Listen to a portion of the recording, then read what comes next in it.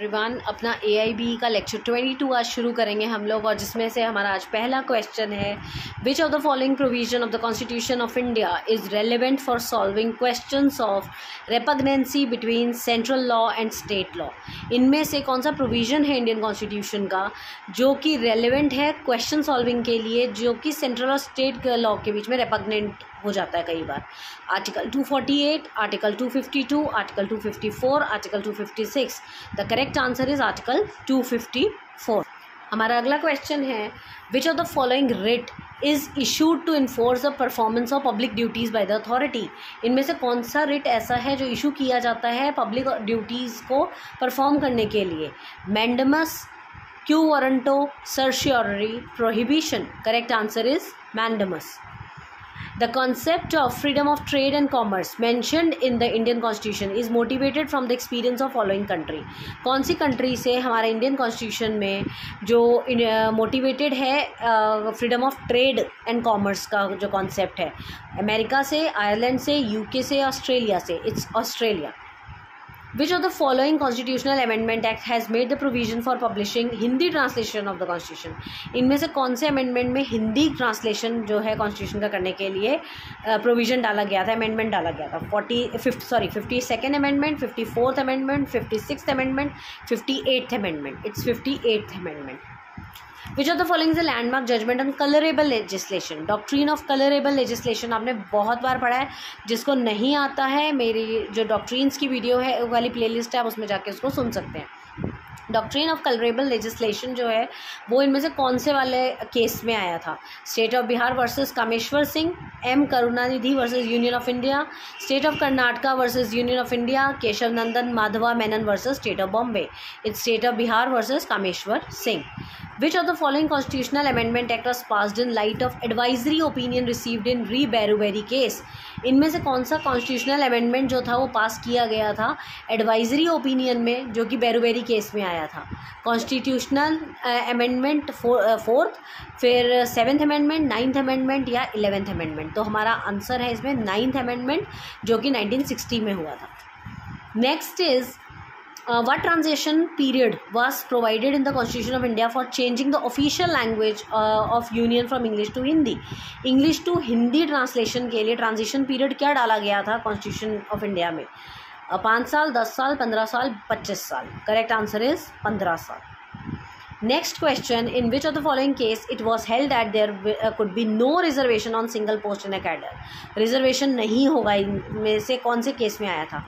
Chakradhar Paswan versus state of Bihar, KC Vasant Kumar versus state of Karnataka, ABBSK Sangh versus Union of India, state of Kerala versus NM Thomas. It's Chandra Hardhar Paswan versus state of Bihar. Very important question.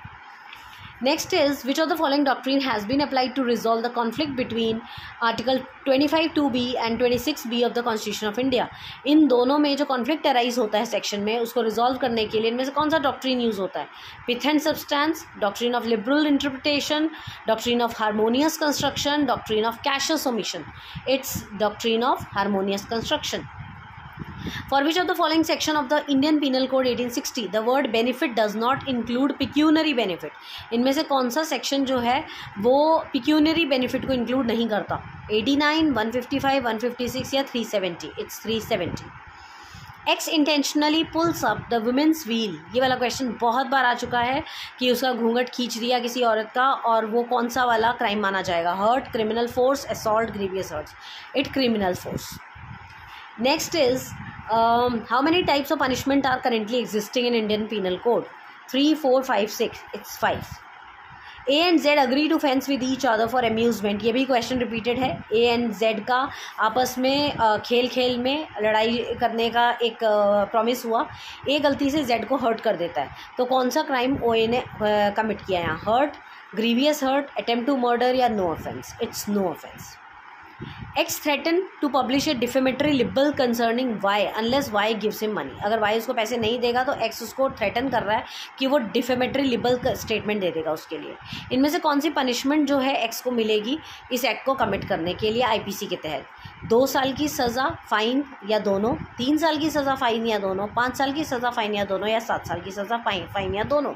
यहाँ पर सही answer जो रहेगा वो आपका 3 साल की सज़ा, क्योंकि डिफेमेशन के लिए हमेशा 3 साल की सज़ा, फाइन या दोनों होता है।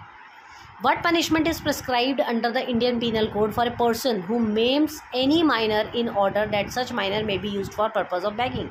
किसी भी बच्चे से भीख मंगवाने के लिए अगर कोई फोर्स करता है तो उनमें से कौन सी सज़ा उसे मिलती है? 5 साल फाइन, 7 साल फाइन, 10 साल फाइन या life imprisonment and fine? The correct answer is life imprisonment and fine. इनमें से कौन सी सिचुएशन है आईपीसी 1860 की जो अप्लाई नहीं होती आईपीसी में?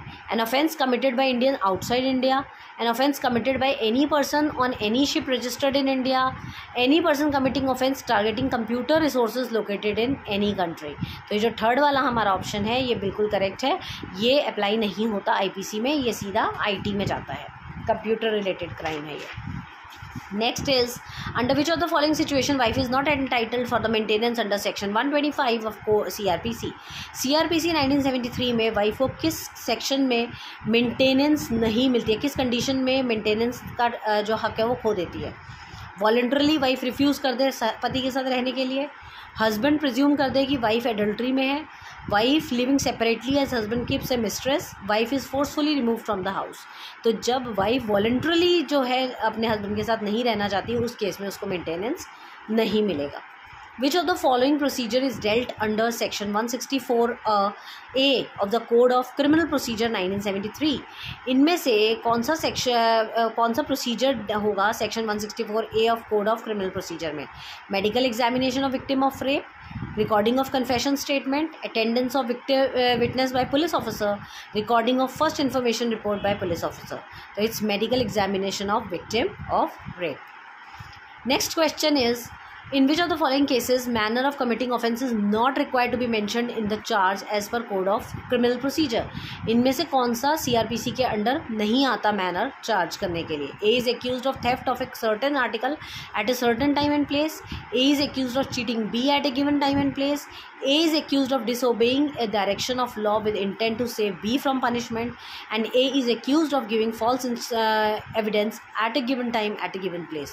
तो इनमें से कौन सा केस है जो कि रिक्वायर्ड नहीं होता CRPC में? A is accused of theft of certain article at a certain time and place, ये इसका सही आंसर है। इनमें से कौन सा सेक्शन है CRPC में जो रेफरेंस करता है हाई कोर्ट को? Section 275, 325, 383 and 395। सेक्शन 395 के तहत आप हाई कोर्ट को केस रेफर कर सकते हैं। उसके बाद हमारा नेक्स्ट क्वेश्चन है, which of the following sentence is an assistant session जज authorise to pass as per CRPC? इनमें से कौन सी पनिशमेंट है जो असिस्टेंट सेशन जज पास कर सकता है CRPC के तहत? Death sentence, sentence of life imprisonment, sentence of imprisonment for term not exceeding 10 year, मतलब 10 साल से कम की सज़ा दे सकता है, या सेंटेंस ऑफ इम्प्रिजनमेंट वो 10 साल से ऊपर की भी दे सकता है? नहीं, जो एडिशनल सेशन जज है वो 10 साल से नीचे की ही सज़ा दे सकता है, इससे ज़्यादा नहीं। Next question is, which of the following is incorrect with respect to diary of proceedings in investigation as per CRPC? Statement of witness recorded during investigation shall be inserted in the diary.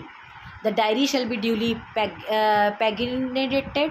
The diary may be used as evidence and can be used for police officers to refresh memory. तो हमारा सही answer है diary may be used as an evidence, ये आपका सही answer होगा। Last question is, which of the following offences may be tried summarily as per CRPC? इनमें से किसको आप ट्रायल डाल सकते हो CRPC में?